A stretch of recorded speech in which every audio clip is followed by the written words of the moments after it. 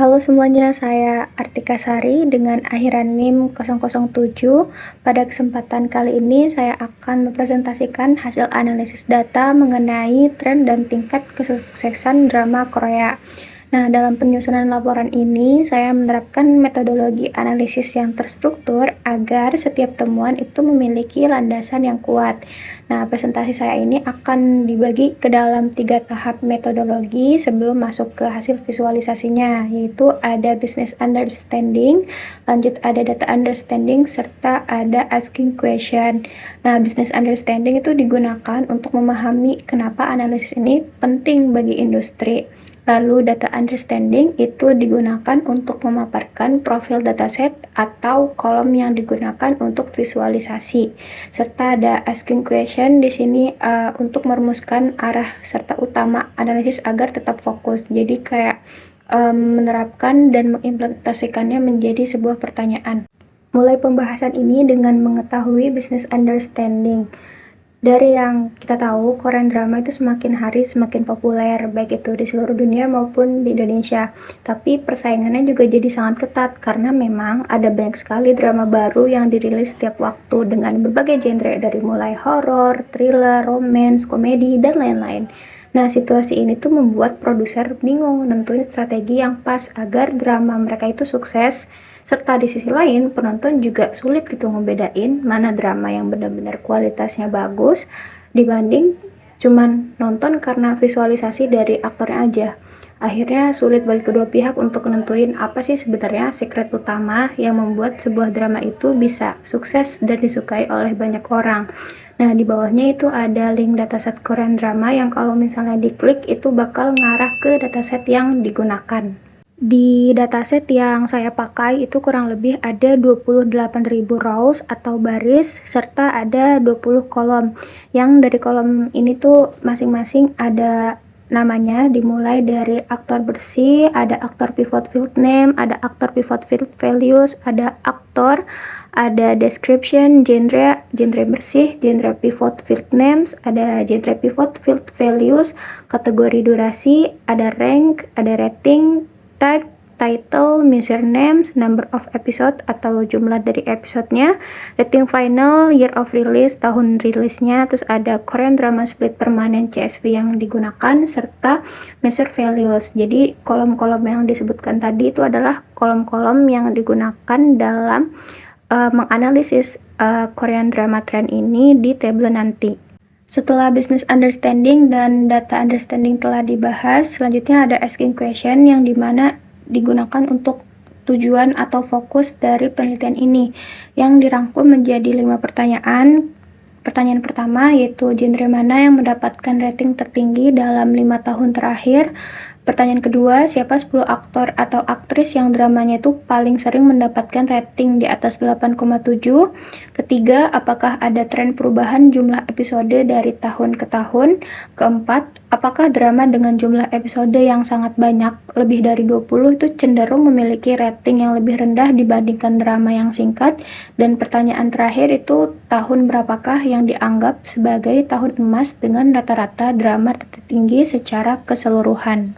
Di layar telah ada tampilan dari data source yang kita pakai, itu adalah Korean drama split permanen.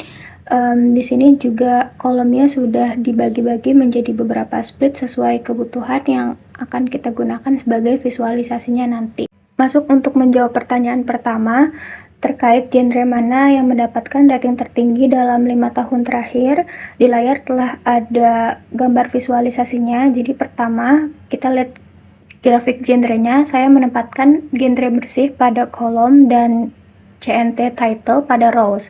Saya membatasi data itu hanya pada 5 tahun terakhir menggunakan filter, lalu memberikan warna yang berbeda untuk setiap kategori. Saya menggunakan distinct count agar setiap judul drama itu hanya dihitung satu kali, sehingga datanya lebih akurat.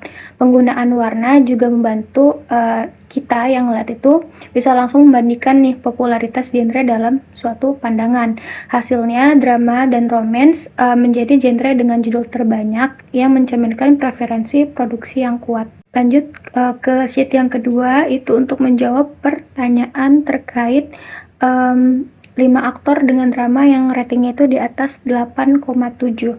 Jadi, saya menganalisis aktor dengan kualitas terbaik, lalu menarik aktor bersih itu ke rows dan CNT title ke kolomnya dengan filter rating final minimal 8,7. Poin penting di sini itu menggunakan fitur add to context yang pada filter tersebut. Alasannya kenapa? Karena add to context ini tuh memastikan Tableau itu memprioritaskan penyaringan drama berkualitas terlebih dahulu, baru kemudian menghitung jumlahnya. Tanpa langkah ini, hasil hitungan itu akan tidak akurat atau bisa cenderung salah. Hasilnya, An Bo-hyun itu memimpin dengan 9 judul yang membuktikan konsistensi kualitas proyek yang ia pilih. Lalu disusul ada Shin Hye-sun, ada Lee Jong-hyuk, ada Ki-jun, serta ada Park Min-young. Sheet ketiga ini membahas dan memvisualisasikan terkait tren jumlah episode dari tahun ke tahun. Nah, untuk melihat tren ini, saya memetakan year of release itu pada kolom dan average number of episode pada rows menggunakan tipe graphic line. Alasannya kenapa pakai grafik garis itu karena sangat efektif untuk menunjukkan pola perubahan kronologis. Saya menggunakan average agar data itu tetap proporsional dan tidak terdistraksi oleh jumlah episode atau jumlah judul yang dirilis setiap tahunnya. Kalau dilihat dari layar, kita bisa lihat nih pergeseran dari drama yang berdurasi sangat panjang di masa lalu menuju jumlah episode drama yang makin sedikit di masa sekarang. Bahkan sekarang series drama Korea itu bisa ada yang hanya mencapai 8 episode. Itu sangat jauh perbandingannya dibanding masa lalu yang sampai ada di 50 episode ke atas. Selanjutnya di sheet 4 ini membahas dan memvisualisasikan durasi versus rating. Jadi saya membandingkan kategori durasi dengan average rating final, di mana kategori durasi itu ditaruh di bagian columns dan average rating final itu ditaruh di dalam rows. Average rating final juga dimasukkan ke dalam label, serta kategori durasi itu dimasukkan ke dalam color untuk bisa memvisualisasikan secara cepat terkait perbedaan di antara keduanya. Nah, presisi angka itu kan sangat krusial ya di sini karena memang selisih rating drama itu di sini sangat tipis, yaitu drama yang punya durasi panjang itu punya average 8,34 dan drama yang singkat itu punya average 8,36. Nah, hasilnya bisa dilihat di layar di mana berdurasi singkat itu memiliki rata-rata sedikit lebih tinggi, menunjukkan audiens itu tetap mengapresiasi narasi yang mendalam walaupun jumlah episodenya itu singkat. Nah, terakhir di sheet kelima terkait tahun emas. Jadi dari sekian banyaknya drama yang dirilis setiap tahun, kita ingin mengetahui nih, kira-kira ada nggak sih tahun emas yang dimana Korean drama tuh sangat punya rating yang bagus dan attention yang bagus gitu. Nah, dari sini saya menggunakan average rating final yang dimasukkan ke dalam kolom dan year of release yang dimasukkan ke dalam rows, di mana di filter juga saya menggunakan count dari title untuk mengetahuinya lebih lanjut, serta ada year of release yang dimasukkan ke dalam color untuk bisa memetakan secara cepat visual dari si datanya gitu. Kenapa saya di sini menggunakan batang horizontal? Karena memudahkan pembacaan label tahun, sedangkan urutan descending ini saya gunakan.